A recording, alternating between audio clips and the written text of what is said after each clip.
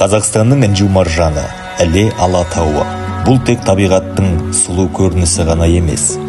Ұрпақтан ұрпаққа мирас болып келе жатқан ұлттық қазына. Осы байлықты көздің қарашығындай сақтап, табиғаттың тыныштығын күзетіп жүрген жандар бар. Олар орманшылар. Орманшы бұл жай ғана мамандық емес, бұл табиғатты аялау, болашақ ұрпаққа таза ауа мен жасыл әлем қалдыру жолындағы адал еңбек.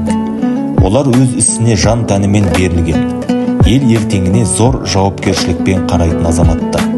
Аптап ыстық, қақаған аяз, жауын мен дауыл орманшы үшін тосқауыл емес. Күн демей түн демей олар орманда тілсіз жау өрттен қорғайды.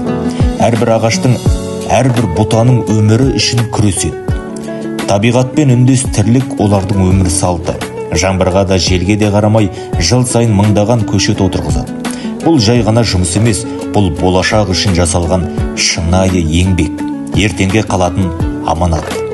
Бұл аймақ сирек кездесетін жануарлар мен өсімдіктердің табиғи мекені.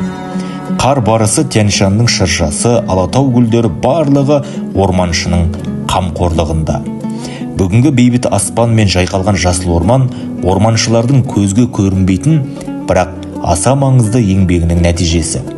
Олар табиғаттың шынайы жанашырлары, ертеңге сеніммен қарайтын еңбек иелері. Табиғатты қорғау бір күндік іс емес, ұрпақ алдындағы аманат. Орманшы сол аманатты адал атқарып жүрген тұлға.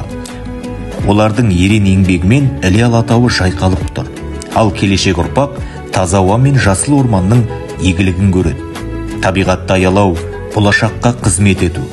Орманшылар сол болашақтың үнсіз батырлары.